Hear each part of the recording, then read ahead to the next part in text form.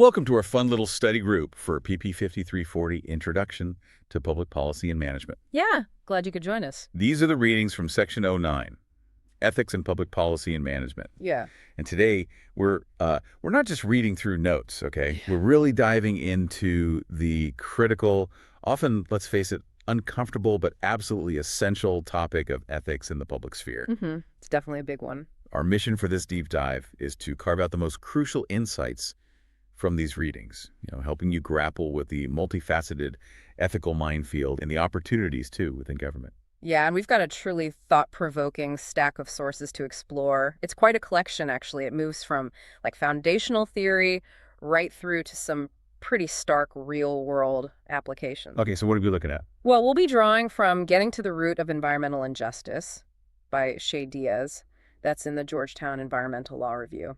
Then there's Public Trust in Government Administrators by David J. Houston and Lauren Howard Harding from Public Integrity. Also, The Politics of Pollution, Implications for the Black Community by Robert D. Bullard and Beverly Hendrix Wright, found in Phylon. Very powerful piece. Right. Then Ethics and Administrative Reforms by Tom Christensen and Perlee Grade from the Public Management Review. And finally, the deeply philosophical Public Administration and Ethics, a prologue to a preface, which really sets the stage for understanding the unique moral landscape public servants inhabit. Okay, quite a list. So let's get started and try to unravel the layers of what it truly means to navigate ethics when you're serving the public. Forget simple rules. This is where things get really complex. Okay, let's unpack this. When we talk about ethics in government, I think a lot of people might think it's pretty straightforward, right? Yeah. Just, be honest, be transparent, don't take bribes, follow the rules. Easy. Yeah, that's the common perception. But our readings immediately challenge that simplistic view. Yeah. They suggest that ethics in the public sector isn't just like a slightly different flavor of personal morality. It's a completely distinct beast, really, fraught with unique dilemmas that, individuals in private life rarely, if ever, encounter. Exactly. So what's the fundamental distinction we need to grasp when we consider ethics in the public sector as opposed to, say, our personal morality? Well, the prologue to a preface dives straight into this, and it highlights a crucial distinction that I think is often overlooked in, popular discussions. Public morality versus private morality. And this isn't just some academic exercise, right? It's a fundamental insight into why ethical decision-making in government is inherently almost, agonizingly complex sometimes. Think about private morality first. In its essence, this refers to what we consider right or wrong behavior in an immediate, customary, sort of individual sense. Right, like everyday life. Exactly. It's tied to personal actions and values, the kind of moral compass we use day to day. For example, if an individual takes a life, it's almost universally deemed a crime, homicide, and morally reprehensible. Yeah, clearly wrong. Or if a person lies to a friend, we recognize it as a clear moral failing. These are the pretty clear-cut personal ethical boundaries most of us operate within. Okay, makes sense. Public morality, on the other hand, concerns decisions and actions taken not for the individual's personal benefit, but for the good of a collectivity conceptualized as the public or the nation. Right, the bigger picture. And here's where it gets truly fascinating and often, disturbing. An action justified as moral for the public interest, like, say, killing in warfare or in law enforcement under specific legally sanctioned circumstances. Wow. Well, that may be considered profoundly immoral from an individual private standpoint. Okay, I see the conflict. The state, for its very preservation, for the protection of its citizens and to maintain order, sometimes must engage in acts that would be considered sins or crimes if done by individuals privately. Wow. This leads to the core aha moment from the text, and it's one that might make you shift uncomfortably a bit. Governments will, from time to time, of necessity, commit acts that would be considered sins or crimes if done by individuals privately.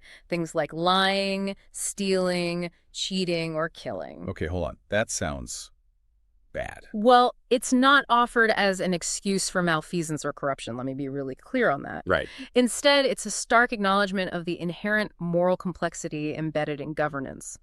The text suggests that the price of any good characteristically entails some bad. The price of any good entails some bad. That's That's heavy. It is. And this perspective forces us to confront the idea that public servants operate in a uniquely demanding ethical landscape where their duties to the collective can place them in situations where conventional private morality is simply insufficient or even contradictory. So they're caught between a rock and a hard place, ethically speaking. Pretty much. They must constantly balance the ultimate good for the many against individual moral precepts they might hold dear. That is a truly unsettling, yet, undeniably profound realization. It forces us to completely rethink the whole good guy narrative of government, doesn't it? It really does. If even necessary actions can tread on what we deem sins in our personal lives, what does that mean for the moral compass of an administrator day to day? How do they navigate that treacherous path where, like you said, the price of good sometimes entails bad? Well, it creates an almost existential tension for the public servant. They're expected to be both moral individuals and effective agents of the state, and those two roles don't always harmonize. Yeah, I can imagine. And this unique position demands a framework for thinking through these challenges because simply following your gut or doing what feels right based on private morality could actually lead to public harm. Okay. So we need tools or, lenses through which to view these dilemmas. Exactly. If it's not simple, black and white, Right. or if what's right for the public might be wrong for the individual, how do we even begin to categorize or think about ethical decision-making for public administrators? How can we create a framework for navigating these difficult waters without just throwing up our hands in moral despair? Right. Well, to help us structure this, the Ethics and Administrative Reforms paper by Christensen and Legrade introduces three main ethical theories that have been commonly used to analyze institutional and individual ethics in the public sector. Okay, three theories. Yeah. Each offers a different lens through which to approach ethical dilemmas, and administrators often find themselves drawing, sometimes consciously, sometimes unconsciously, from all three. Got it. First, we have deontological ethics. This approach is concerned with duties, rules, and principles themselves. It emphasizes inherent rightness or wrongness, regardless of the outcome. So like the Ten Commandments approach, do not lie, period. Exactly. Think of it like a rigid set of absolute commandments: do not lie, do not steal, act impartially. The moral value of an action is in its strict adherence to these fixed rules or duties. Okay. For a public official, a deontological approach might mean, I must follow the letter of the law, no matter the perceived consequences, because it is my duty. Right. Duty Yeah. down. The paper notes that while these principles offer clear guidance, they can be quite rigid. They might lead to inconsistencies when multiple principles are involved in conflict. Oh, yeah. Like what? Well, for instance, a duty to transparency conflicting with a duty to protect sensitive national security information. Which rule do you follow? Good point. Or when discretion is genuinely needed in a complex, rapidly evolving situation, sticking rigidly to the rule might actually cause harm. Okay, so if deontology is rules are rules, then the next one, consequential or teleological ethics, is really asking what's the biggest bang for the public's buck? Is that a fair way to think about it? It's a calculation, isn't it? That's a perfect way to put it. Yeah, it's very much about calculation. Here, the focus shifts entirely to the outcomes or consequences of decisions. Okay. An action is judged right if it produces the greatest good for the greatest number. That aligns with the philosophy of utilitarianism. Right, utilitarianism. So, to use your example, if a lie, for instance, prevents widespread panic or maybe saves lives, a consequentialist might argue it was the right thing to do, even if it feels inherently wrong from that deontological perspective. But that seems slippery too. How do you know all the consequences? Exactly. That's the challenge. As the paper notes, and as Herbert Simon's concept of bounded rationality highlights, there's an inherent difficulty in rationally and accurately judging all possible consequences of a decision. Bounded rationality, meaning we're not superheroes, we can't know everything. Precisely. Unlike some theoretical economic man with perfect information, administrators have limited time, limited information, limited cognitive capacity. They often have to choose a good enough option rather than optimizing for the absolute best, fully predicted outcome. That's usually an impossible task in most real-world scenarios. Okay, satisfice. Good enough, not perfect. Yeah. Got it. Yeah. So what's the third one? Finally, we have virtue ethics. This perspective emphasizes the cultivation of virtuous character traits within individuals and institutions. Ah, okay, so it's about the person, not the rule or the outcome. Exactly. Instead of focusing on rules or outcomes, it asks a more fundamental question. What would a good or moral person or a virtuous public servant do in this situation? A virtuous person acts in a particular way for morality's sake, often using an intuitive understanding, a kind of moral sensibility when faced with dilemmas. This connects to Philip Selznick's idea of embodiment of purpose, where leaders, through their character and actions, set a moral example and infuse the organization with a shared ethos of integrity or courage or justice. So lead by example. Lead by example and cultivate those traits within the organization. The goal is to develop administrators with these traits as ingrained habits. But what are the downsides? Seems a bit fuzzy. Well, critics suggest it might be too idealistic or lack concrete, actionable rules for specific, urgent dilemmas. It can be harder to apply in the day-to-day grind of public administration when clear, quick decisions are needed. How do you measure virtue? How do you enforce it? Right, yeah. Okay, so public administration isn't just about following fixed rules or maximizing results. It's also deeply tied to the character of administrators and the values they embody. It's a really challenging blend of these three often competing ideas, isn't it? It absolutely is a constant tension. Okay, here's where it gets really interesting for me. How do these abstract ideas about duty, consequences, and character manifest in the real world? Especially when things go wrong, when ethical frameworks fail, or are just, flat out ignored. So we've sketched out this theoretical tightrope administrator's walk, right? Sure. Balancing duty, outcomes, character. But what happens when that tightrope frays, or worse, just snaps entirely? Yeah, when the theory hits the harsh reality. Exactly. Yeah. Let's pivot now from the abstract to devastatingly concrete and see how ethical failures play out in the lived experiences of communities, specifically through the lens of environmental injustice. A really powerful example. This isn't just a policy failure, is it? It's a stark human example of what happens when the principles we just discussed are undermined or ignored with profound and often tragic consequences. You're absolutely right. Getting to the Root of Environmental Injustice by Diaz defines this clearly as the disproportionate exposure of low-income and minority communities to environmental harms. Disproportionate exposure. Yes, which in turn leads to measurable and severe health disparities. We're talking about real human costs here. Higher rates of cancer, asthma, mortality, overall poorer health outcomes in these vulnerable populations compared to their more affluent and white counterparts. So these aren't just statistics on a page. Not at all. They represent lives cut short, chronic illnesses, immense suffering.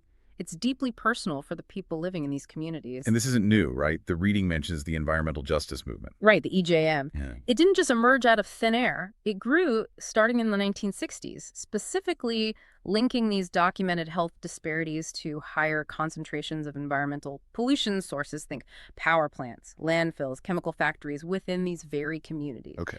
And this isn't just historical. Empirical evidence has consistently supported these claims along racial and socioeconomic lines, even up to very recent times.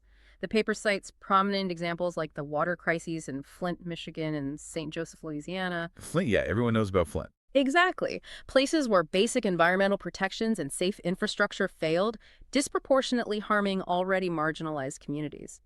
These aren't isolated incidents, the paper argues, but rather chilling illustrations of a persistent, systemic problem where the most vulnerable consistently bear the heaviest burden. The causes aren't simple, though, and that's critical to understand, isn't it? It's not one single bad actor or one easy fix, which makes it an even deeper ethical quagmire. That's right. It's complex. So what are the contributing factors that Diaz helps us disentangle? How does the reading show us the layers of this systemic failure? Well, the paper meticulously breaks down this causal complexity into several key areas. Each highlights different facets of ethical failure in public policy and corporate behavior, really demonstrating how these abstract ethical theories collide with grim reality. Okay, what's the first one? A. Intentional discrimination inciting. This is perhaps the most alarming theory. It's a direct and blatant violation of deontological ethics, which would demand equal treatment and fairness for all citizens. Intentional discrimination. That's shocking. It is. It posits that corporations actively target these communities because they perceive them as lacking the resources and the political power to effectively resist the siting of polluting facilities. They go where they think they won't get pushback. Essentially, yes. The infamous Searle report from 1984 is frequently cited as chilling evidence. It advised the California Waste Management Board on where to site trash incinerators. And what did it say? It explicitly stated that middle and upper socioeconomic strata possess better resources to effectuate their opposition and therefore should not fall within the 1 mile and 5-mile radius of the proposed site. Wow, they actually wrote that down. They did. And this sinister recommendation, articulated over 30 years ago, isn't just historical. It continues to be held up as a blatant illustration of polluters intentionally creating environmental injustice by preying on the most vulnerable. It's a calculated decision, really, to maximize corporate ease at the expense of human health and dignity. A deliberate choice to externalize costs onto those least able to fight back. That's deeply cynical. Okay, what else contributes? B, regulatory principles may unintentionally contribute. Sometimes environmental injustice is an unintended consequence of seemingly neutral risk management strategies. This presents a complex, consequential ethical dilemma. How so? Neutral principles causing harm. Well, policymakers often seek to place noxious facilities in areas with low population density. The idea is to minimize overall public health risks across the broader population. Seems logical, right? On the surface, yeah, fewer people exposed. But while this makes good sense, in theory, aiming for the greatest good for the greatest number on paper, it can inadvertently increase the number of facilities in rural areas. And rural areas are often highly correlated with poverty. Ah, okay. I see the connection. So this effectively targets disadvantaged communities to act as hosts to solid and hazardous waste landfills, as the paper notes. A policy designed to minimize a broad societal risk ends up having unequal, negative distributions, disproportionately burdening specific, vulnerable populations. It fails the greatest good test when you view it through an equity lens. So good intentions, or maybe neutral intentions, but bad outcomes for certain groups. Exactly. It's a classic example of how a policy can have deeply unethical outcomes due to a lack of foresight or maybe a lack of consideration for distributive justice. Okay, what's next? C, unequal enforcement. This points directly to regulators applying environmental laws and regulations inequitably. It's a clear failure of the principle of justice and, frankly, a betrayal of the public trust. Unequal enforcement, how does that show up? In a couple of ways. First, detection speed and penalties for non-compliance. Studies have consistently found that regulators detect violations at a slower rate and impose lighter penalties in vulnerable communities. Slower detection, the lighter penalties. Any examples? Yeah, a groundbreaking 1992 study by Lavelle and Coyle found that EPA financial penalties were approximately 500% higher for violations affecting predominantly white neighborhoods compared to minority neighborhoods. 500%. That's staggering. It really is. Think about that for a moment. 5 times higher fines, depending on the racial makeup of the community. Furthermore, it took 20% longer for hazardous waste sites in minority communities to be listed on the federal priority system for cleanup. So slower cleanup, too. Slower cleanup, lower penalties. Other research by Menace and Helen supports these findings, showing lower penalties and a higher likelihood of shutdowns in more affluent communities. And what's the effect of that? Well, it creates a perverse incentive for firms, doesn't it? If the cost of doing business, meaning the penalties, is lower than the cost of compliance in certain areas, firms are actually incentivized to be lax with environmental regulations in communities perceived as politically powerless. Because it's cheaper to pollute and pay the smaller fine. Sadly, yes. The other aspect is compliance bias. This refers to systematic non-detection, where regulators wrongly believe firms are compliant, often because they're simply not looking hard enough or maybe not looking at all. They just assume compliance. Sometimes, or the monitoring is just less frequent. Empirical evidence shows industrial facilities in low-income neighborhoods are less likely to be monitored and inspected. Diaz et al. Found that inspection likelihood increases with the percentage of employment in the surrounding population, suggesting less scrutiny in economically disadvantaged areas. And race. Does race play a role here, too? Well, the research on race specifically can be complex. Some studies, like Konisky's, showed disparities more for Hispanic communities than Black communities in certain contexts. But other research, including work by Konisky and Shario and Schultz and Wang, provides modest but significant evidence for race-based disparities in inspections and punitive actions, too.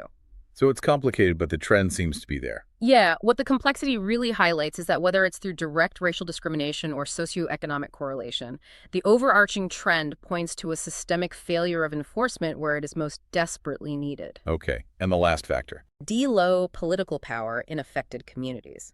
This factor is undeniably critical and really underpins many of the other causes we've discussed. Power matters. Immensely. The Sorrell report, remember, explicitly acknowledged that affluent communities possess better resources to effectuate their opposition. Right. Communities with less political power are often characterized by lower median income, fewer residents with high school diplomas, lower employment rates, and lower voter turnout. These socioeconomic indicators translate directly into a reduced capacity to organize, lobby, or engage legal resources to fight against undesirable sightings. They just don't have the same tools to fight back. Exactly. And firms can also strategically site facilities on the edges of multiple jurisdictions to minimize the political traction any single community can gain, kind of diluting opposition across several weaker political fronts. Wow. That's quite a strategy. It's clear that these are deeply systemic issues, reflecting institutional failures and ethical lapses across various levels, Yeah. not just individual bad actors. And The Politics of Pollution: Implications for the Black Community by Robert D. Bullard and Beverly Hendrix Wright really brings these mechanisms to life, doesn't it? With compelling historical and contemporary case studies, particularly focusing on the American South. It paints a picture of environmental racism woven right into the fabric of society. It really does. Bullard and Wright emphasize that institutional racism has historically and systematically limited the ability of Black communities to achieve an unpolluted physical environment. And they talk about the history, right, with Yeah. the Civil Rights Movement. Yes, they highlight a crucial historical context. During the peak of the mainstream environmental movement in the late 1960s and early 1970s, many Black communities were rightly focused on the Civil Rights Movement, battling for fundamental human rights. Understandably. Consequently, mainstream environmental agendas often did not prioritize or even acknowledge their distinct concerns about local pollution, leaving them marginalized from a movement that should have, by its very nature, served all communities equally. So they were fighting on two fronts, almost. Or rather, the environmental front wasn't even fully recognized for them by the mainstream groups at the time. Okay. And the paper gives specific examples, the Black Love Canals. Yes, the paper provides several vivid and frankly heartbreaking specific case studies, describing them as exposing the Black Love Canals, referencing the infamous toxic waste site in New York. These aren't just statistics, they're stories of prolonged suffering and systemic neglect. Tell us about some of them. Well, in Houston, Texas, one of the largest American cities without zoning laws, Black neighborhoods have, for generations, been sort of unofficially zoned as dumping grounds. Unofficially zoned. Yeah. 6 of the city's 8 garbage incinerators and all 5 city-owned municipal landfills were historically located in predominantly Black neighborhoods. And this pattern wasn't accidental. It was chillingly continued by private waste disposal firms, showing a consistent, racially disparate siting practice by both public and private entities over decades. Decades. Okay. What else? In West Dallas, Texas, as early as 1981, EPA toxicologists warned of severe lead contamination from 3 smelters in 2 Black neighborhoods, requiring immediate cleanup. Immediate cleanup needed. Did it happen? Well, despite clear scientific evidence and studies showing high lead toxicity in children, it took over 2 years for cleanup to even begin. The West Dallas Lead Pollution Task Force, a Black community group, had to fight tooth and nail, challenging one smelter based on zoning and continuing with litigation and pressure on City Hall just to get basic protection for their children. 2 years. That's appalling. Then there's North Hollywood, Memphis, Tennessee. Residents there have lived since the 1930s with municipal refuse and highly toxic chemicals dumped by the city and private industry. Since the 30s. Since the 1930s. Despite documented contamination as early as the late 1960s, residents' complaints were ignored for decades. It finally became an EPA Superfund site in October 1982, but an epidemiological study to assess the health impact wasn't even initiated until 1985. Again, huge delays. Stark, inexcusable delays compared to the urgency often shown in more affluent communities. Triana, Alabama. That one said it particularly bad. Yes, perhaps one of the most poignant examples is Triana, Alabama, a place once described as the unhealthiest town in America in National Wildlife magazine. This small, all-Black town of about 1,000 people was catastrophically contaminated with DDT from a nearby U.S. Army missile base specifically, the Olin Chemical Company operating there, and also PCBs. DDT and PCBs. Nasty stuff. Extremely. Despite the contamination being documented in 1978 and high levels of toxicity found in residents, federal action did not materialize for years. It took the mayor, Clyde Foster, filing a class action lawsuit in 1980, which eventually settled for $24 million in 1983, just to get serious attention. So they had to sue to get action. They did, and crucially and very tellingly, unlike the predominantly white community of Times Beach, Missouri, which received an immediate federal buyout for its PCB contamination around the same time. Right. Times Beach was evacuated, bought out by the government. Exactly. Triana did not receive that kind of immediate, drastic action. This contrasting response highlights the deep-seated racial inequities in environmental policy and cleanup. The government acted with swiftness for one community and agonizing slowness for another, and the primary difference appeared to be demographics. That contrast is just stark. And finally, Warren County. Warren County, North Carolina. In 1982, this predominantly black, rural, and poor county, over 60% black, was chosen for a PCB landfill. National black leaders, including Dr. Joseph Lowery of the Southern Christian Leadership Conference and U.S. Rep. Walter Fauntroy, led significant protests, explicitly framing it as a civil rights issue, not just an environmental one. A civil rights issue. Yes. The selection was openly criticized as making more political sense than environmental sense, chosen, as many believed, because it was the path of least resistance, a community perceived as lacking the political clout to effectively resist the imposition of toxic waste. Those case studies, especially Triana versus Times Beach, are absolutely heartbreaking. When you look at that stark contrast, what's the most profound ethical failure that leaps out? And how does Bullard and Wright's concept of the politics of pollution help us unpack it? Why did the system fail these communities so dramatically? Well, what leaps out is the multi-layered failure. It's a true ethical catastrophe across all three frameworks we discussed earlier. How so? Break that down. Okay. The intentional targeting, highlighted by the Searle report and seen in the Houston case, that's a blatant deontological violation. A violation of fairness, justice, the duty of equal protection under the law. There's really no gray area there. It's a deliberate act of discrimination. A clear violation of rules duty. Then you have the regulatory principles that unintentionally contribute, like siting in low-density areas. This is a failure of consequential ethics, where the supposed greatest good for the overall population comes at a disproportionate and ethically troubling cost to specific vulnerable groups. It's a failure to properly assess the distributive consequences. Who bears the burden? Okay, bad outcomes even if unintentional. But perhaps most profoundly, the systemic failure to protect these communities, the delayed responses in West Dallas and North Hollywood, the unequal enforcement we see so clearly in the Triana versus Times Beach comparison, that screams of a profound lack of virtue. Lack of virtue meaning? Meaning a failure of justice, integrity, and a genuine commitment to the common good in practice, not just by individuals, but institutionally. Bullard and Wright's politics of pollution illustrates that these aren't isolated incidents of bad luck or individual mistakes. It's a pattern. It's a pattern driven by power imbalances. The system allows and sometimes even facilitates the pollution of the politically vulnerable because it's the path of least resistance for polluters and often for regulators who might be influenced by economic or political expediency. So the politics trumps the ethics. Often, yes. It moves beyond individual bad actors to a deeply systemic ethical problem within public administration and governance, where the political calculus consistently outweighs the ethical imperative to protect all citizens equally. So environmental injustice shows us in the most painful way what can happen when ethical principles are undermined or ignored, and, crucially, when trust is eroded. It's a stark picture of public failure. Definitely. The breakdown of trust is palpable in those cases. But what about the foundation of effective public administration? What's required for government to actually function well day to day? Our next reading, Public Trust in Government Administrators by Houston and Harding, argues that trust is absolutely vital, not just a nice-to-have, but an operational necessity. Foundational. Yeah.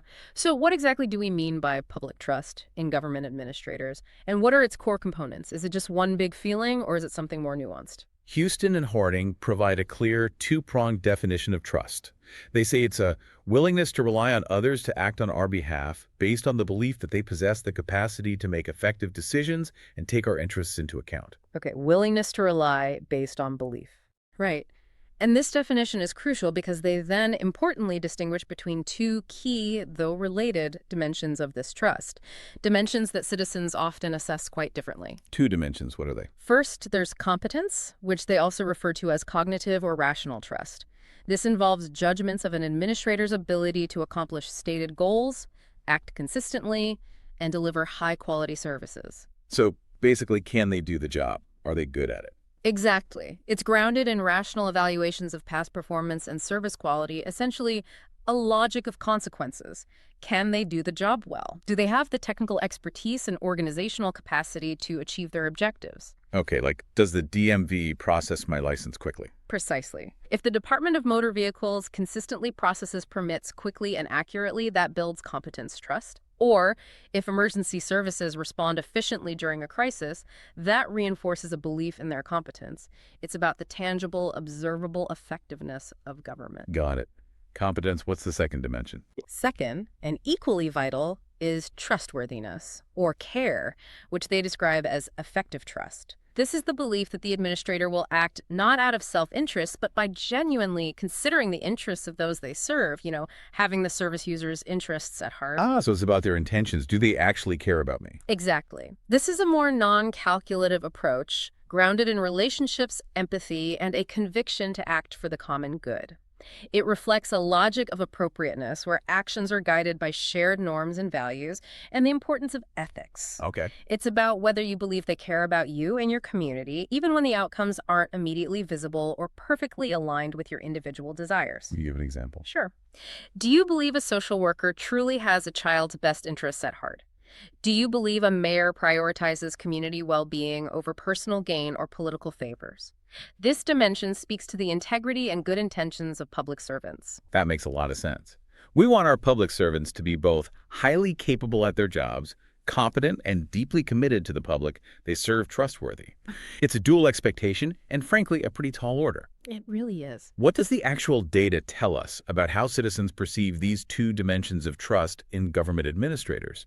Is the public as universally cynical as we sometimes assume, or is there more nuance there? Well, the study analyzed data from the 2004 General Social Survey, GSS, and it revealed some nuanced and, frankly, surprising insights into these perceptions. It shows that public opinion is far from monolithic. Okay, interesting. What did they find overall? Well, for overall perception, while general political trust in government in general had indeed declined significantly since the 1960s, which we hear about all the time. Right, a narrative of declining trust. Exactly. But what's interesting is that particularized trust in non-elected government officials, that is, civil servants or administrators, is actually more positive than often assumed. Really, more positive for civil servants than, like, politicians. Yeah. For instance, a 2006 Harris poll cited in the paper showed 62% of respondents would trust civil servants to tell the truth. That's significantly higher than the 48% for the president at the time, and only 35% for members of Congress. Huh. So people make a distinction. It seems they do. They don't necessarily conflate politicians with the career public servants who are doing the day-to-day work. Okay, what about trustworthiness specifically? Commitment and corruption. Right. When asked about administrators' commitment to serving the people, a key aspect of trustworthiness, a vast majority, 76%, gave positive assessments. 12% said very committed, and 64% somewhat committed. 76% positive. That is higher than I would have guessed. It was significantly more positive than researchers typically expected, suggesting a baseline belief maybe in public servants' dedication and good intentions. Okay, but what about corruption? People seem pretty cynical about that. Well, yes and no. On corruption, another facet of trustworthiness attitudes were definitely more cynical, but still varied quite a bit. Only 30% thought corruption was rare. Only 30% think it's rare. Right. Another 30% believed it was widespread. Many people, or almost everyone. But the largest group, 40%, felt it involved a moderate number of people. So plurality think it's moderate. Not great, but not totally endemic either. Exactly. So while it's not an overwhelming affirmation of perfect integrity, it's also not a complete rejection of trustworthiness across the board. The public seems to believe some corruption exists, but maybe not that everyone is corrupt. Okay, interesting. Now, what about competence? The ability to get things done, fix mistakes. Here's where the picture changes. When it came to correcting mistakes, which is a direct measure of competence, confidence was notably lower. Much lower. How low? Only 9% believed it was very likely that serious administrative mistakes would be corrected, just 9%. And 41% said somewhat likely. So half the people are basically pessimistic about mistakes getting fixed. Exactly. The remaining 50% were more pessimistic, saying not very likely or not at all likely. The authors conclude that this competence dimension more closely reflects the generally negative public attitude towards government, particularly its efficiency and effectiveness. This seems to be where the public's frustrations often lie. Okay, so the key insight from these findings is what? The key insight is that perceptions of trustworthiness, things like commitment and low corruption, are generally more positive than perceptions of competence, like fixing mistakes. This suggests these are distinct but related aspects of trust. Citizens don't necessarily conflate an administrator's good intentions with perfect execution. They might believe you care, but doubt your ability to get things right or fix problems when they go wrong. Precisely. That's a critical distinction. So people seem to believe administrators care and are committed, which is reassuring in a way, but they're less confident in their ability to always perform flawlessly or rectify errors. Does it matter if people think administrators care but aren't great at fixing mistakes? Oh, it absolutely matters. And what individual attributes or attitudes are correlated with these different perceptions of trust? Who tends to trust more and why across these two dimensions? Yeah, the study helps us understand why it matters and who trusts whom. The multivariate analysis in the paper identified distinct correlates for each dimension, revealing that trust isn't some monolithic attitude that everyone forms in the same way. Okay, so what drives perceptions of trustworthiness? For correlates of trustworthiness, commitment, and corruption, they found some interesting patterns. Attitudes were strongly influenced by sociodemographic background. For example, age had a nonlinear effect. Perceptions of commitment became more positive after age 56. Older people seem more commitment. Seems so. But somewhat contradictorily, older respondents also had less faith in civil servant ethics concerning corruption. So, a mixed bag for age. Huh. Weird. What else? Family income was positively related to perceived commitment, higher income, higher perceived commitment, and women judged corruption to be more widespread than men did. Interesting gender difference. Yeah. Also, interpersonal trust. Just your general belief that people are fair and can be trusted significantly increased positive assessments of commitment and reduced perceptions of corruption. Makes sense, right?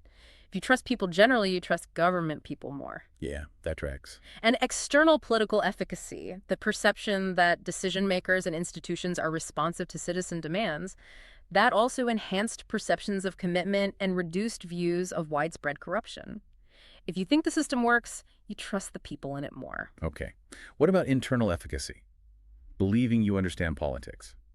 Interestingly, internal political efficacy, your self-assessed understanding of politics, was negatively correlated with perceptions of corruption. Negatively. So the more you think you know, the more corruption you see. Potentially. It might reflect that individuals who feel more informed about politics are also more aware of, and perhaps more critical of, missteps by public servants.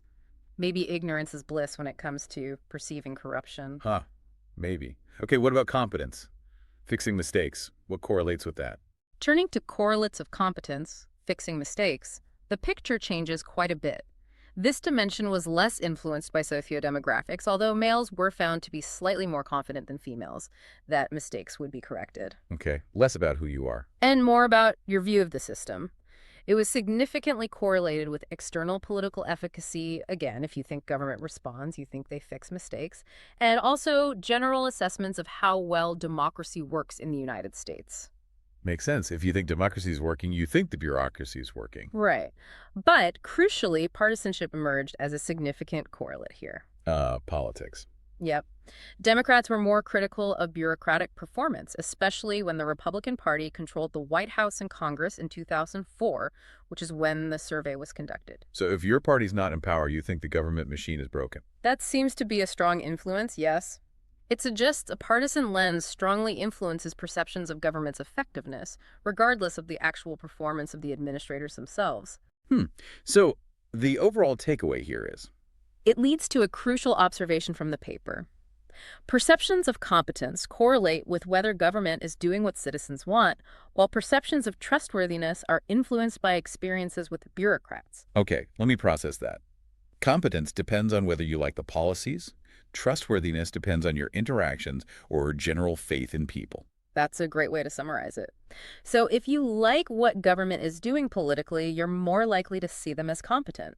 If you have positive personal interactions with civil servants or generally have faith in humanity, you're more likely to see them as trustworthy. These are clearly distinct pathways to building or eroding trust. This raises a profoundly important question then. Why does this trust, in its various forms, both competence and trustworthiness, matter so much for public administration and governance? What are the real-world implications of these public perceptions when we look at, say, big policy challenges, or even just everyday government functions? Oh, trust is truly foundational. It impacts everything from policy success to public safety. Without it, the machinery of government really just grinds to a halt. Okay, give me some examples. Why is it so vital? Well, first, regarding legitimacy and performance, high levels of trust as a component of social capital facilitate cooperation, collaboration, and ultimately lead to better democratic governance. If people trust, they participate. Exactly. When citizens trust their government, they are more willing to engage with it, comply with its requests, and support its initiatives. It makes governance inherently more effective. If people don't believe in the system, they won't participate, or they might actively resist. Makes sense. What else? Second, it's especially critical for policy support. Think about policies where individuals contribute costs like taxes, or accepting a new, maybe undesirable piece of infrastructure in their town, but they don't directly or immediately receive visible personal benefits. Like funding national defense or long-term environmental projects. Precisely. Things like funding for defense, long-term infrastructure projects far from your home, or even climate change initiatives. High trust fosters a sense that government policies are fair, that the collective good is being pursued, and that, eventually I will get what I need and deserve when the time comes. Without trust, these collective actions become incredibly difficult to implement. People just ask, what's in it for me right now? Yeah, you need that buy-in. Third, it directly impacts programmatic performance and compliance. Trust is associated with effective delegation of administrative authority, less need for excessive oversight and rigid rules when trust is present. Okay. And it dramatically increases public cooperation and compliance with laws and regulations. Think about adherence to public health guidelines, like vaccination programs during a pandemic, Oh yeah, definitely saw that play out. or compliance with evacuation orders during natural disasters. Low trust here can have devastating, even fatal consequences. If you don't trust the authorities telling you to evacuate, you might not leave. Putting yourself and rescuers at risk. Yeah. Fourth, in situations of risk management, especially those involving high uncertainty or technical complexity, like siting a nuclear waste facility, or even the waste management facilities we discussed earlier regarding environmental and justice citizens, are far more reliant on trust. Because they can't assess the risk themselves. Exactly. Low trust in regulatory agencies, for example, is a significant obstacle to managing public risks effectively. Citizens will often reject technical assessments if they don't trust the source providing the information. They'll say, I don't care what your experts say, I don't trust you. And that stalls everything. It absolutely can. Finally, trust has historically been a driving force for bureaucratic reform. Past reform efforts, like the Winter Commission and the National Performance Review back in the 90s, were explicitly driven by low public trust. They linked low trust to excessive micromanagement of civil servants and reduced government performance. So low trust leads to calls for reform. Often, yes. The paper concludes that effective reform, therefore, requires strategies to enhance both competence and trustworthiness, not just one at the expense of the other. You need officials who are both capable and who genuinely care, and crucially, the public needs to believe in both. Okay, so trust is clearly fundamental, and we've seen that ethical challenges are complex and systemic, as environmental injustice so starkly showed us. Right. It's not just about individual actions. But how do modern administrative reforms actually address or integrate ethics into public service? It's one thing to define it and see its failures, but how do we actively try to build it into the system? That's the million-dollar question, isn't it? Our reading Ethics and Administrative Reforms by Christensen and Ligrade offers a fascinating look at this, using the Norwegian civil service as a detailed case study. It seems like a pragmatic look at how theory meets the daily grind of governance. It is. This study provides a really comprehensive framework for examining the role and perception of ethical guidelines within government organizations. It links these practical tools back to the theoretical foundations we discussed earlier, asking, do these guidelines actually work? And how are they perceived on the ground by the people who have to use them? Okay, so how do they frame this analysis? Well, the authors consider how the three ethical theories we talked about, deontological, consequential, and virtue ethics, are reflected in administrative practices and in the guidelines themselves. Right. They also apply three distinct organizational perspectives to understand how ethical guidelines are implemented and perceived within a bureaucracy. It's like looking through different lenses. Okay, what are the lenses? First, the instrumental structural perspective. This views ethics through formal structures, rules, hierarchical positions. The idea is that efficiency and effectiveness are, in theory, built into these formal constraints. It's a bit like a machine follow the blueprint. Rules and structure ensure ethics. Got it. Second, the cultural institutional perspective. This sees ethics as deeply embedded in informal norms, values, and a shared ethos developed over time within the organization. It emphasizes things like commitment, integrity, mutual trust, focusing on acting according to appropriateness, doing what is expected by the organizational culture. Think Selznick's embodiment of purpose by leaders again. So it's about the vibe, the culture. Kinda, yeah. The unwritten rules, the shared understanding of how we do things around here ethically. Okay, and the third lens. And finally, the myth-symbolic perspective. This suggests ethical guidelines might just be used for impression management or window dressing. Just for show. Potentially, to enhance legitimacy rather than reflecting actual deeply integrated practice. It's about branding public organizations as ethical, even if the real change in behavior or culture is minimal. Just putting up a sign that says, "We are ethical." Okay, and they connect this to reforms, too. Yes, the paper specifically analyzes the relationship between ethical guidelines and the two major waves of reform in public administration. New public management, NPM, which focuses on market-driven efficiency, performance targets, that sort of thing. Right, running government like a business. And post-NPM reform movements, which often emphasize values, trust, collaboration, and public value creation. A shift back towards perhaps more traditional public service values, but in a modern context. Okay, so what did they actually find about Norway's ethical guidelines for the public service? And crucially, how did Norwegian civil servants perceive them in their daily work? Were these guidelines just pretty words on a page, or did they have real traction within the bureaucracy? Well, the 2005 Norwegian ethical guidelines for the public service are a really interesting blend of elements, reflecting the inherent complexity of administrative ethics itself. A blend. How so? In terms of content analysis, they incorporate traditional Weberian bureaucratic norms, concern for the citizenry, duty of obedience, impartiality, foundational principles. Yeah, class. Right. But they also include more modern elements reflecting changing conditions, like the duty to report wrongdoing, the duty of efficiency, transparency, and building confidence in public service. So it's a mix of the old and the new trying to coexist. Okay. And how did the ethical theories fit in? Looking at the ethical theory mix embedded in these guidelines, most clearly have a strong deontological flavor. They define explicit duties, clear rights, and wrongs. For example, a guideline might state, public servants must be impartial. Very rule-based. Okay.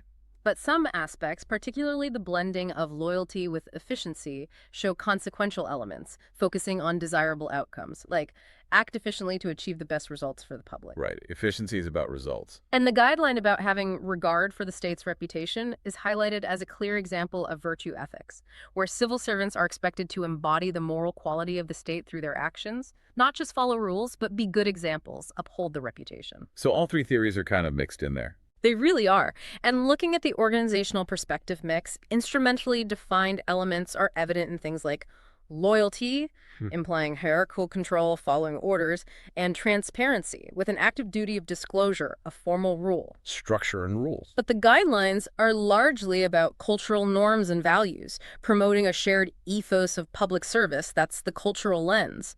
However, they could also be interpreted symbolically with moral grandstanding on concepts like public interest or equal treatment, just to gain legitimacy. That fits the myth perspective. So they could be any of those things, depending on how you look or how they're used. Exactly.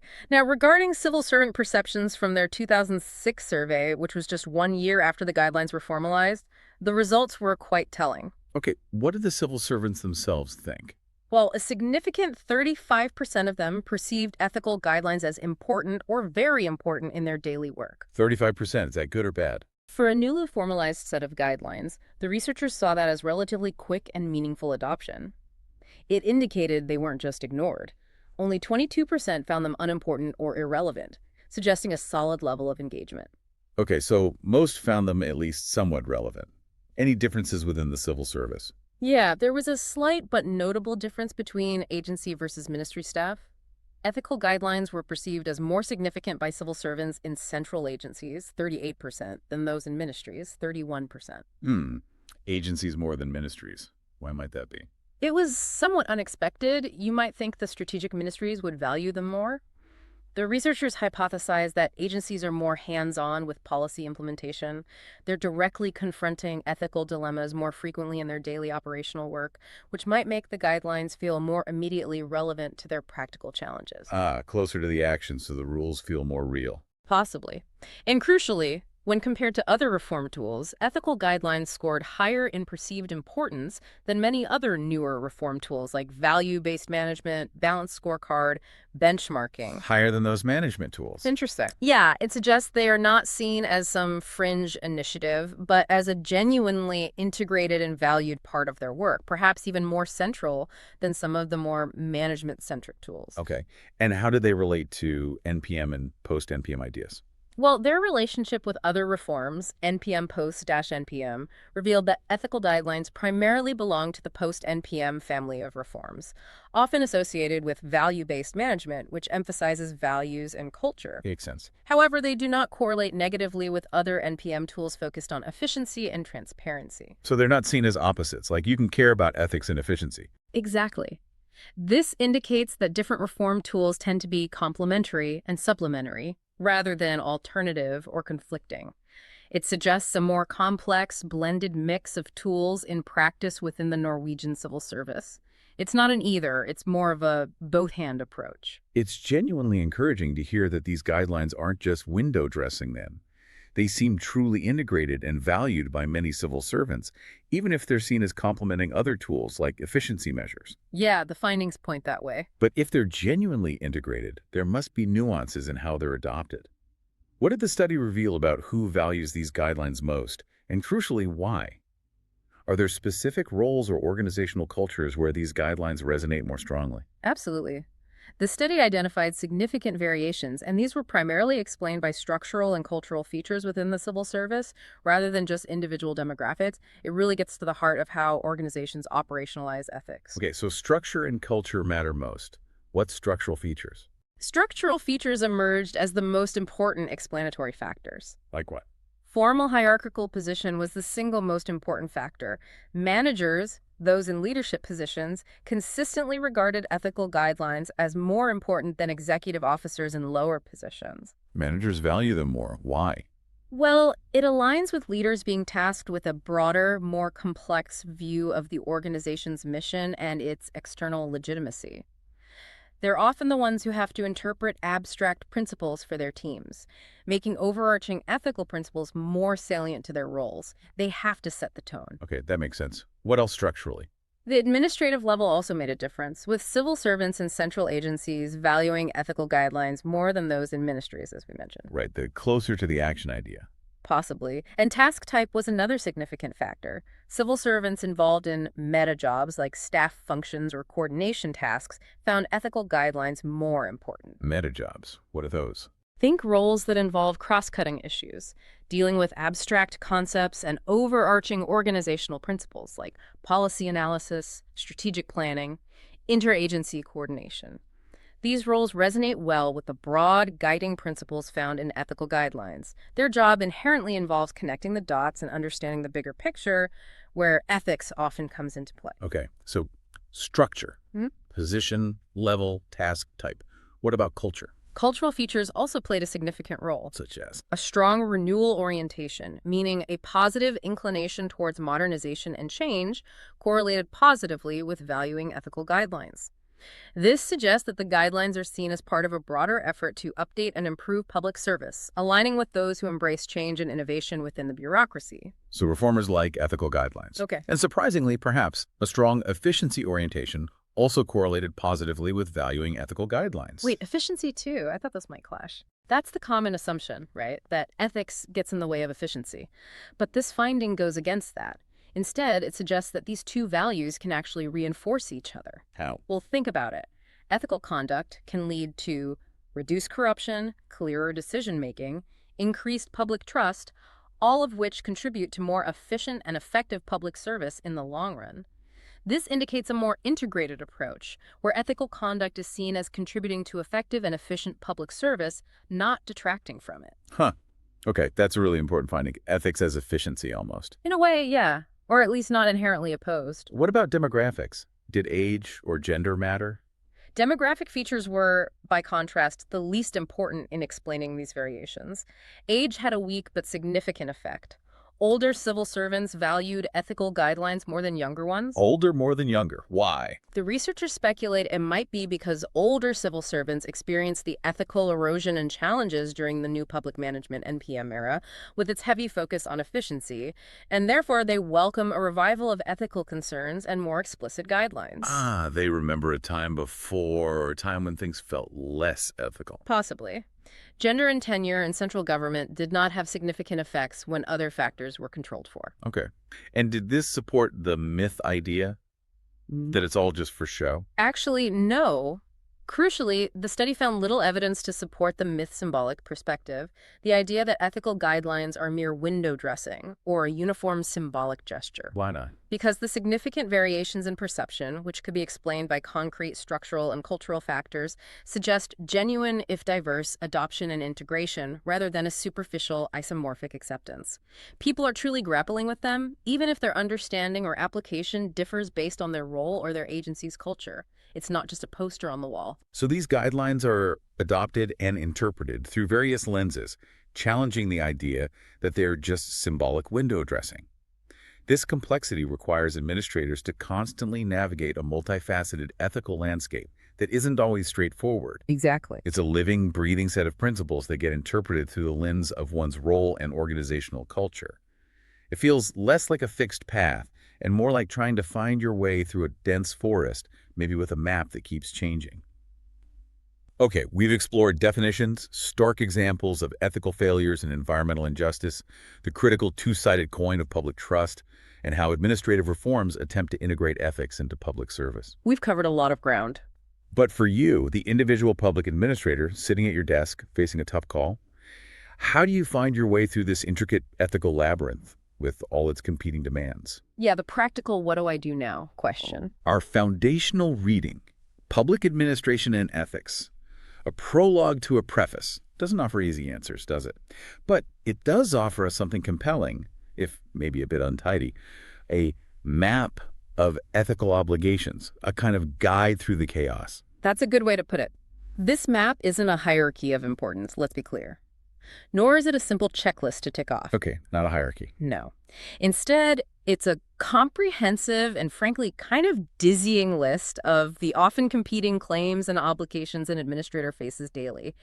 It powerfully underlines what the text calls the untidiness of the ethical universe. The untidiness. Yeah, that feels right. It shows an administrator might have a dozen different, potentially conflicting loyalties, pulling them in different directions at any given moment. It's a profound recognition of the inherent tension in public service. Let's try to trace some of these key obligations on the map. Okay, let's walk through them. What's number one? One, obligation to the Constitution. This is the bedrock, right?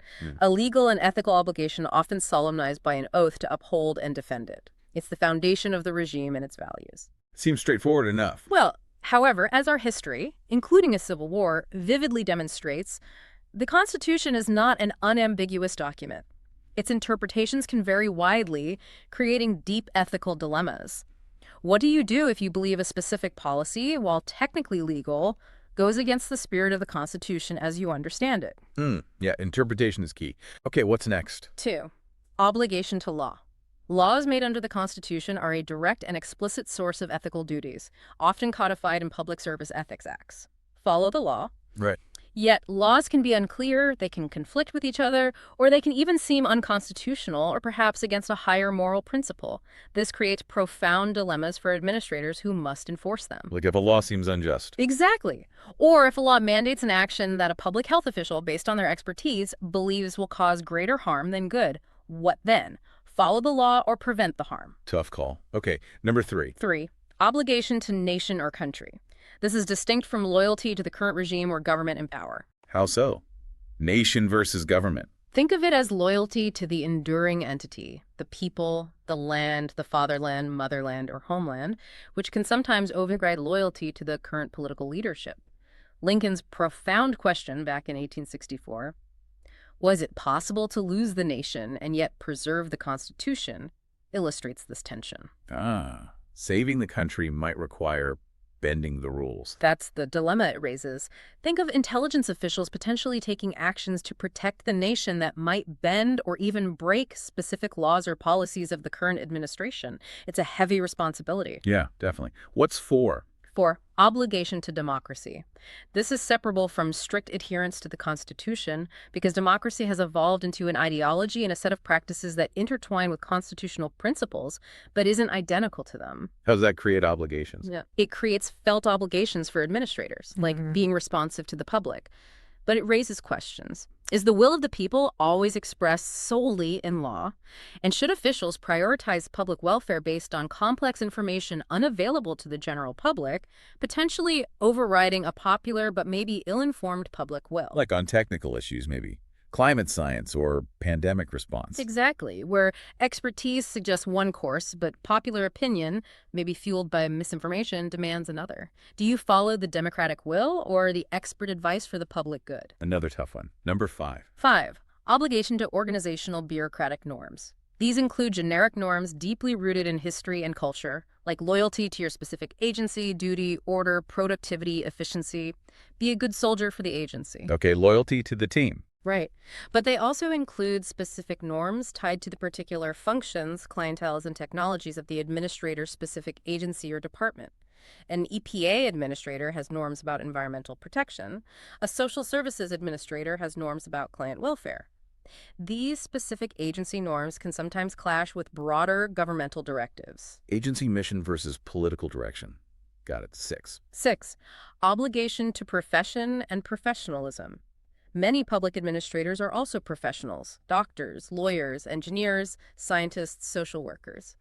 Professions develop their own ethos, a shared set of values and standards that shapes behavior toward colleagues, clients, employers, and humanity. Like codes of conduct for doctors or lawyers. Exactly. Friedrich Mascher's work on democracy in the public service highlights the strength of these professional values, which can sometimes conflict with organizational or political demands. A doctor working in public health has a Hippocratic oath that might clash with a political directive limiting care, for example. Professional ethics versus bureaucratic duty. Okay, 7. 7. Obligation to family and friends. This is a bedrock of private morality. Yeah, of course. While Western tradition formally places country, regime, and public interest above family, this principle is often challenged in practice. The text offers Bert Lance as an example of ethical problems arising from conflicts of interest involving friends. It demonstrates how personal loyalties can clash with public duty. Nepotism, cronyism. Exactly, especially in cultures where family or social group loyalty may be paramount and seen as a primary ethical obligation. How do you balance helping your cousin get a job with fair hiring practices? Right. Number 8. Obligation to self. This sounds selfish maybe, but it's a respectable part of moral tradition. To thine own self be true. Proper self-regard, self-respect, personal integrity form the basis for proper conduct toward others. You have to live with yourself. So maintaining your own moral compass. Yes. The challenge, of course, lies in distinguishing between appropriate self-regard, maintaining one's ethical identity, and pure self-interest that directly conflicts with the public good, like advancing your career at the expense of honesty or public welfare. Where's the line? Okay, almost there. 9. 9. Obligation to middle-range collectivities. This is a broad and kind of messy category. It includes strong moral obligations people feel towards political parties, social classes, racial or ethnic groups, unions, churches, interest groups. Lots of groups people belong to. These loyalties are deeply held by administrators and inevitably carried into their work. This raises complex questions about when and how such obligations should or maybe should not influence public decisions. For example, a public servant deeply committed to a particular social justice movement must navigate how that personal obligation intersects with their duty to serve all members of the public impartially. Balancing personal commitments with public role. Okay, 10. 10. Obligation to the public interest or general welfare. This obligation is deeply related to the Constitution, nation, and democracy, but remains analytically distinct. It's that overarching idea of serving the common good. But isn't that really vague? Hard to define? It is notoriously difficult to operationalize and often subject to critical demolition by academics who say it's meaningless. But the reading argues any public administrator must take it seriously, even if only as a myth that must be honored in certain procedural and symbolic ways.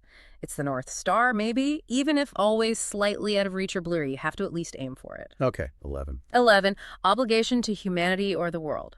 This is a growing idea, prominent in environmental ethics, ecological politics, forms of one-world consciousness. It suggests an obligation to the total entity of the planet and to future generations. Beyond national borders. Exactly. An expanding circle of moral concern, particularly relevant in issues like climate change, global pandemics, or international human rights. Okay, and the last one, 12.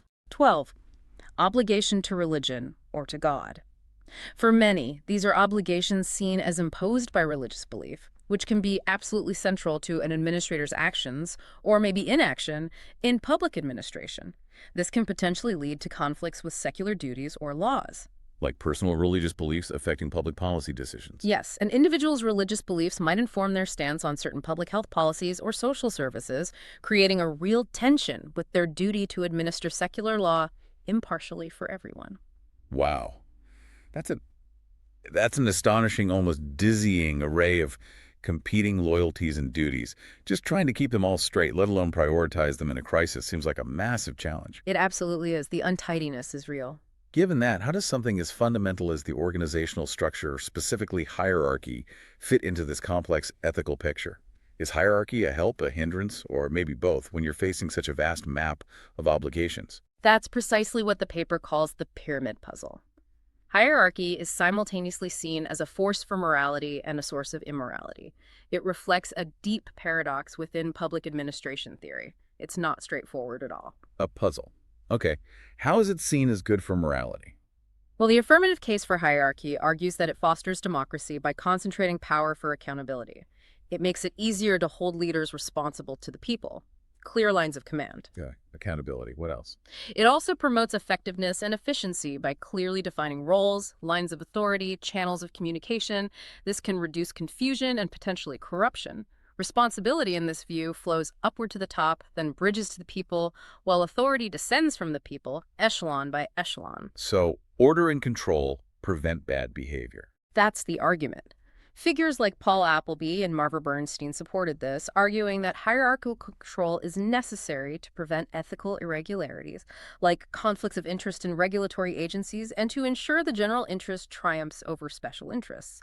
Without hierarchy, they argued, responsibility just bleeds into the social surround, becoming diffuse and unmanageable. Okay, that's the case for hierarchy. Yeah. What's the case against it, ethically speaking? Well, the case against hierarchy argues it can actively contradict democratic principles by centralizing power too much, maybe stifling dissent. It can limit effectiveness by stifling initiative and creativity from lower ranks. Right, bureaucracy can be rigid. And, perhaps most disturbingly from an ethical perspective, it can promote immorality. Vincent Ostrom, for example, advocated for organizing public administration into smaller, more consumer-controlled units for greater democracy and responsiveness. Less top-down control. Okay, and the immorality part. F. William Houghton, quoted in the preface, argued that hierarchy can create deformed humans with deadened consciences, that it leads to an ethic of the good soldier who is morally unbounded in his role as functionary, someone who just follows orders without moral reflection, even if those orders lead to deeply immoral outcomes. Just following orders, yeah, that's a chilling phrase. This ethic of the good soldier is a significant ethical hazard within rigid hierarchies, as history has tragically shown us time and again. Okay, so hierarchy. Good for order and accountability, bad for democracy and individual conscience, potentially. What about this gray area the text mentions? Yes, the text points to a growing gray area. This is where the clear distinction between public and private blurs, where hierarchies diminish in practice, and new lateral and diagonal relationships emerge. Like what? Give me examples. Think of complex public-private partnerships, network governance structures, interagency task forces, or even just modern, flatter organizational structures that are less strictly hierarchical. Lots of dotted lines on the org chart. Okay, so less clear pyramids. How does that affect ethics? Well, the reading suggests this blurring compounds ethical problems because it becomes unclear who's in charge here. And by what standards can duty or honesty even be judged when lines of authority are fuzzy? Accountability gets harder. Much harder. It questions whether this new horizontal world, while ostensibly more democratic or efficient perhaps, will truly foster authentic personal morality or merely create new, ambiguous ethical challenges where accountability is harder to pinpoint. It might leave administrators even more adrift in that ethical labyrinth we've been talking about. So there are no simple answers here. None at all. The ethical landscape for public administrators is inherently contradictory and demands constant, deliberate navigation, balancing these many, often conflicting obligations from that map. Constant navigation, that's the key. It's a job that requires more than just following rules. It demands deep moral reasoning, a strong inner compass, and the capacity to continually redraw your own ethical map as you go. Hashtag outro. Wow. We've taken a really deep dive into the complex world of public administration ethics today. We've moved from fundamental distinctions between public and private morality to the stark, real-world impact of environmental injustice. Yeah, those examples were tough but important. The crucial two-sided coin of public trust competence versus trustworthiness, the evolving role of ethical guidelines and administrative reforms, and finally that vast map of competing obligations faced by every public administrator. It's a far, far cry from simply following the rules. It really is. And what's truly fascinating here, I think, is how the readings collectively reveal that ethical conduct in public service is not just about avoiding wrong, but about actively, though often imperfectly, pursuing right amidst profound contradictions. Actively pursuing right amidst contradictions. I like that. Yeah. The push for ethical guidelines and value-based management and reforms acknowledges this complexity, but their real-world impact is shaped by a dynamic interplay of structural factors, cultural factors, individual factors, all constantly interacting with these layered and often conflicting obligations. It's a continuous, dynamic process, not some static state you achieve. Right, it's never done. So what does this all mean for you, listening out there, as you consider a career or engage with public policy and management? What's the biggest takeaway for someone stepping into this incredibly challenging field? Well, I think the readings really highlight that the public administrator must grapple with moral ambiguity as a constant, unavoidable companion. It just comes with the territory. Moral ambiguity as a companion, yeah. It's a job where you're asked to serve the public interest, uphold the Constitution, follow the law, be loyal to the nation, maintain professional standards, and sometimes even navigate these duties against deeply personal ties or religious beliefs. All of this while operating in complex, hierarchical, or increasingly gray and networked organizational structures. It sounds exhausting, frankly. It can be. The biggest takeaway, perhaps, is that ethical decision-making isn't a puzzle with a single right answer you can look up in a book. It's a process of ongoing discernment, weighing competing values, and often choosing the least bad option in a world where pure good might be unattainable. The least bad option. Yeah. It requires a profound sense of responsibility for the consequences of your actions, even those you didn't foresee or intend. It calls for a certain kind of ethical humility, maybe. It's a profound challenge, a constant balancing act, a real tightrope walk every day. It is. Which leads to a final thought, maybe a provocative one for you to consider. Given this intricate ethical landscape and the inherent contradictions within public service, is it truly possible for administrators to achieve ethical consistency across all their obligations all the time? Probably not. Or must they instead cultivate a profound tolerance for ambiguity as a vital moral skill? Must they constantly engage in that map-making program for ethical dilemmas that the readings suggest is so desperately needed? So the skill isn't having all the answers, but knowing how to navigate without a perfect map. Perhaps. The real work, then, isn't about finding a perfect solution, but about continuously wrestling with what is right, knowing there may be no easy answers, and having the courage to make those tough calls with integrity, even when every path forward seems imperfect. It calls for an ethical resilience we don't often talk about. Ethical resilience, a tolerance for ambiguity. Lots to think about there. Thank you for joining us on this deep dive.